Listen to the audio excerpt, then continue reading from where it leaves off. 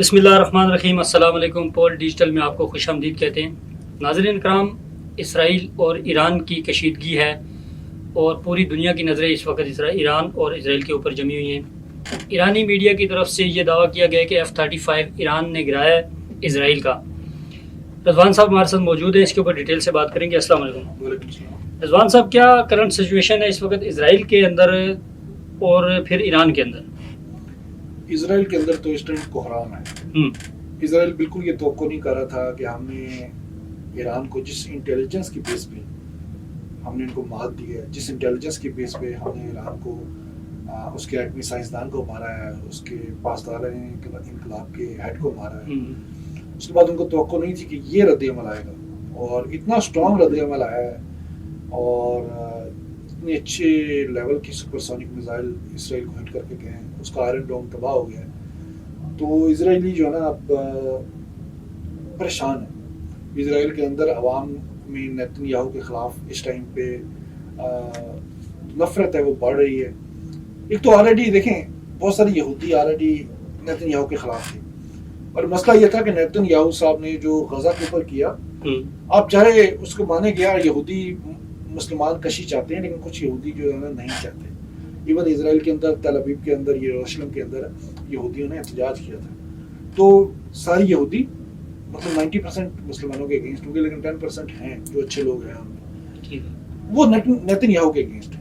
उनमें एक नेतन्याहू का बेटा भी है। अच्छा, नेतन्याहू का बेटे के साथ कुछ अर्सा पहले जब ये 2023 में हमास के खिलाफ ऑपरेशन शुरू करना था, तो नेतन्याहू के बेटे के ऊपर ये इल्जाम लग गया कि वो अपने बाप को कत्ल करवाना चाहता है। हाँ। उसके बाद नेतन्याहू ने उसको मरवाना चाहा, लेकिन इंटेलिजेंस ने उसको कहा कि या तो इसको मार दो या फिर अपने से दूर कर दो। तो इसकी बेगम की मुदाखलत के बाद इसने अपने उस बेटे को अमेरिका भेज दिया और नेतन्याहू और इसके बेटे का कोई राब्ता नहीं है। तो जब इस तरह का हुक्मरान हो जो कि अपने बेटे के साथ जिसकी नहीं बनती हो, तो उसकी आम लोगों के साथ कैसे बनेगी? और पिछले कुछ सालों में बार बार ये मौका आया जब लग रहा था कि आज नेतन्याहू गया, आज गया, आज गया। मसला ये था कि वहाँ रोजाना इस पार्लियामेंट में इसके अगेंस्ट वोट ऑफ कॉन्फिडेंस की बातें होती थी। ठीक है। उससे बचने के लिए इसने जो जंग है, गजा की जंग, इसको प्रोलॉन्ग किया। गजा की जंग को प्रोलॉन्ग करने का मकसद सिर्फ एक था कि मैं अपनी अथॉरिटी जमाऊं, यहाँ के लोगों को शो करूं कि हमास से हमें रियल खतरा है, रियल थ्रेट है और हमास ने जो किया उसको काउंटर सिर्फ मैं ही कर सकता हूँ, कोई और काउंटर नहीं कर सकता। मेरी जगह कोई और आएगा तो हमास जो है ना हम सबको खा जाएगा। ये थ्रेट, ये परसेप्शन पेश करता रहा। फिर सेकेंडली बात ये कि मोसाद की हम वाकफ हैं कि इंटेलिजेंस कैपेबिलिटीज उसकी काफ़ी नो डाउट काफ़ी और उन्हीं कैपेबिलिटीज की बदौलत उसने हिजबुल्लाह को टारगेट किया। हिजबुल्लाह को किस तरह दबा किया हमें पता है। इस्माइल हानिया को कैसे उसने ईरान में आके अटैक किया ये भी हमें पता है। हसन नसरुल्लाह को कैसे शहीद किया गया ये भी हमें पता है। लेकिन यहाँ आके फंस गया। ईरान के हवाले से उससे मिसकैलकुलेशन हुई। उसका ख्याल था कि ईरान अकेला है। ईरान अकेला नहीं, पूरी मुस्लिम उम्मा इस टाइम ईरान के साथ है। ठीक है। हम आज भूल चुके हैं कि हम शिया हैं, हम सुन्नी हैं, हम वहाबी हैं, हम देवबंदी हैं, हमारा कोई और फिरका है। आज पूरी उम्मत मुस्लिमा सऊदी अरब, तुर्की, यूएई, पाकिस्तान, सब मुल्क ईरान के साथ खड़े। और मसला क्या है कि सबको पता है कि इजराइल दहशतगर्द रियासत है। आज उसकी दहशतगर्दी ईरान में है, कल वो बाकी मुल्कों को भी टारगेट करने की कोशिश करेगा इसी तरह से। क्योंकि नेतन्याहू की हेजमनी जो है, नेतन्याहू की जो सोच है, वो दुनिया के लिए खतरा है। वो हिटलर की सोच है। ये कहते हैं ना, हिटलर ने नाजी जर्मनी में होलोकॉस्ट किया। नेतन्याहू भी सेम फिलॉसफी का आदमी है। ये बिल्कुल हिटलर की फिलॉसफी पे चलते हुए ये भी मुसलमानों का होलोकॉस्ट कर रहा है। गजा में किया है इसने और अब आगे भी यही पैटर्न दोहराना चाहता है पूरी दुनिया में।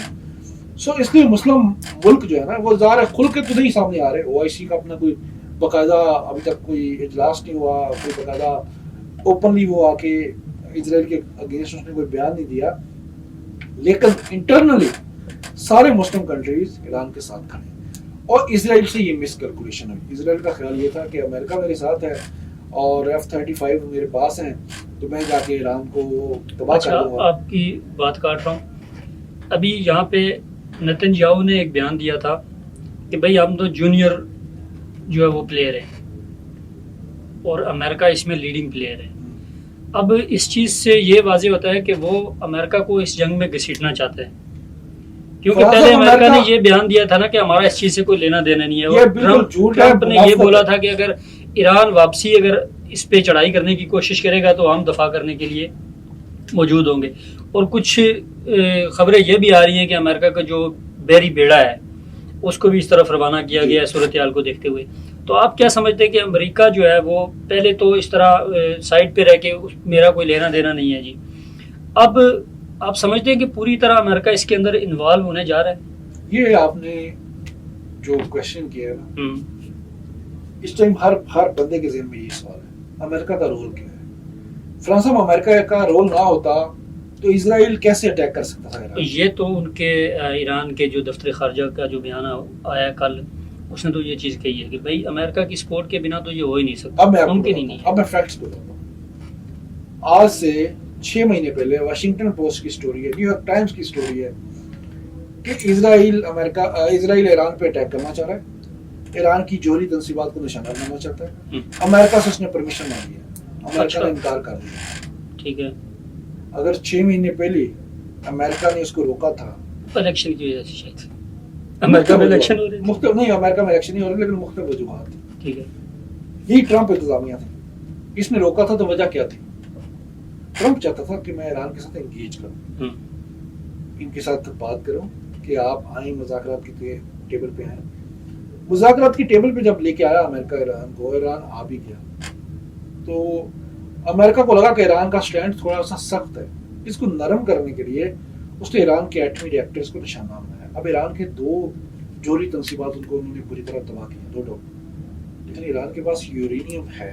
ये IAEA के जो हेड है वो भी मार रहे हैं कि ईरान के पास यूरेनियम है, वो कहाँ पड़ी इनको समझ नहीं आ रही। अब आप ईरान की अगर बाउंड्री देखें तो ईरान का बड़ा हिस्सा पहाड़ियों से सराउंडिंग, ऑलमोस्ट पहाड़ी इलाका है। उसने उन पहाड़ी इलाकों के अंदर अपना एटमी प्रोग्राम भी जारी रखा हुआ है, अपना मिसाइल प्रोग्राम भी जारी रखा हुआ है, और उसमें उसको मुख्तलिफ मुल्कों की मदद भी हासिल की जा रहा है। ये अमेरिका से मिसकैलकुलेशन हुई। अमेरिका का ख्याल था कि हम अगर इजराइल को यूज करके हम इसके एटॉमिक रिएक्टर्स तबाह करवा देते हैं तो ईरान हमारे साथ बहुत ही नरम पोजीशन पे आ जाएगा और नेगोशिएशंस कर लेगा। ये सारा अमेरिका सेम आप कहना चाहते हैं वही फार्मूला जो इराक के साथ खेला गया, लीबिया के साथ खेला गया, वही चीज। तो अमेरिका ने वही फार्मूला खेलने की कोशिश की, लेकिन अमेरिका से मिसकैलकुलेशन हुई कि उसको आइडिया नहीं था कि ईरान के पास मिसाइल कितने। इनका ख्याल था कि ईरान के पास 200 मिसाइल होंगे, 300 होंगे, ईरान के पास हजारों मिसाइल। और कल तो उसने जो हमला किया उसने तो चौंका के रख दिया। वो कदर के नाम से एक मिसाइल है जो हमारा शाहीन से भी अपग्रेड वर्जन, खैबर मिसाइल है, उन्होंने कामयाबी से निशाना बनाया। जो वहाँ की मिलिट्री बिल्डिंग की उसको है वो उनके नाम पे मिसाइल है। ईरान के पास जो ताकत है उसमें नो डाउट कुछ और मुल्कों के इसको हमारे हासिल है, वो भी कुछ वजूहात की बना पे उनका नाम नहीं ले पाए, इसी वजह से F-35 भी गिरा। अच्छा, F-35 की स्टोरी क्या है? ये कुछ हमारे साफी भाई हैं, वो ये कह रहे हैं कि भाई ये पाकिस्तान की तरफ से किया गया, और ईरान में इस चीज़ के ऊपर बड़ी बात हो रही है कि एक नामालूम जो है वो जहाज आया और उसने F-13 को गिरा दिया। इसके अंदर क्या F-35 को मिसाइल से रियल स्टोरी क्या है अंदर की? आप मिसाइल से निशाना बनाया, और टेक्नोलॉजी उसमें चाइना की इस्तेमाल है। अच्छा, चाइना ने इसमें इनको मदद की, रशिया ने कुछ हद तक मदद की इनको मिसाइल टेक्नोलॉजी बनाने में, मिसाइल सुपरसोनिक मिसाइल बनाने में। ठीक है। चाइना अभी इनको हेल्प कर रहा है बहुत सारे मामलों में, लॉन्चर्स में, क्योंकि इनके लॉन्चर्स तो मेजॉरिटी तबाह कर दिए थे इजराइल ने, लेकिन जो चाइना के फ्राहम किए हुए लॉन्चर्स थे उनकी मदद से इन्होंने फिर इजराइल को टारगेट किया। और चाइनीज टेक्नोलॉजी इस टाइम नो डाउट अमेरिका से भी आ गए, सो अमेरिका को भी एक झटका लगा है कि यार चाइना कहाँ पहुंचा हुआ है। सो चाइना छुप के ओपनली नहीं आया इस जंग में सामने, जैसे पाकिस्तान के साथ पाकिस्तान इंडिया की जंग में सामने आया था। इस जंग में वो ओपनली उस तरह से नहीं आया, लेकिन छुप के वो हर तरह से ईरान की हमायत कर रहा है। और जब तक चाइना ईरान के साथ है, आई थिंक इजराइल के लिए बहुत मुश्किल होगा कि ईरान को घुटनों पे ला सके, और मेरा ख्याल है कि इजराइल को ही एक दिन घुटनों पे आना पड़ेगा। अच्छा, इस सारे काम में एक जो हीरो है वह है चाइना। चाइना ने इसमें बड़ा पार्ट प्ले किया।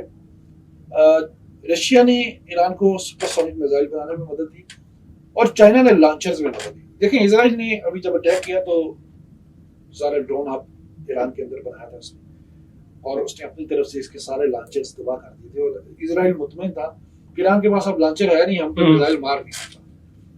उस मौके पे चाइना काम आया, तो चाइना के जो लॉन्चर थे खुफिया जगहों पे मौजूद थे, उनकी मदद से जब इसने जॉब में एक ही दिन में 150 मिसाइल मारा है तो इसराइल की काम पे टांग। इसराइल को समझ नहीं आ रही कि यार ये हुआ क्या है, क्योंकि आयरन डोम भी 100 से ज्यादा मिसाइलों को एक टाइम पे रोकने की ताकत नहीं रखता। तो जब 150 मिसाइल मारेंगे तो नुकसान होगा, और अच्छा खासा नुकसान हो रहा है। इसराइल की डिफेंस मिनिस्ट्री को नुकसान हुआ है, जहां वो मिसाइल टेक्नोलॉजी तैयार कर रहे थे, जहां वो ड्रोन टेक्नोलॉजी तैयार कर रहे थे, उसको नुकसान हुआ है। सो अब इसराइल इंडिया के काम का भी नहीं रहा, जो इंडिया को दे रहा था कुछ दिन पहले तक ड्रोन, वो भी मामला उनके हाथ से निकल रहा है, मार्केट तो गई। सो अब चाइना की मदद से F-35 गिराया गया, और ये अमेरिका के लिए बड़ा अलार्मिंग है। और मेरा ख्याल है कि अमेरिका इस वजह से भी मजीद इस जंग में कूदने से डर रहा है कि अगर मैं बराह रास्त आ गया, मेरा बहरी बेड़ा अगर चाबाल की तरफ आने की कोशिश करेगा तो उसमें फिर चाइना भी इन्वॉल्व हो जाएगा, और चाइना इन्वॉल्व हो गया तो अमेरिका का वो जो बेड़ा है ना, वो बीच में पिस जाएगा और बेड़ा गर्क हो जाएगा। सही। नाज़रीन, गुफ्तगू आपने सुनी, मजीद इंशाल्लाह ताज़ा अपडेट आपके सामने लेके आते रहेंगे। चैनल को अगर सब्सक्राइब नहीं किया तो सब्सक्राइब करना ना भूलिएगा। वीडियो अच्छी लगी तो लाइक और सब्सक्राइब जरूर कीजिएगा। मिलते हैं किसी अगली वीडियो में, तब तक के लिए अल्लाह हाफ़िज़।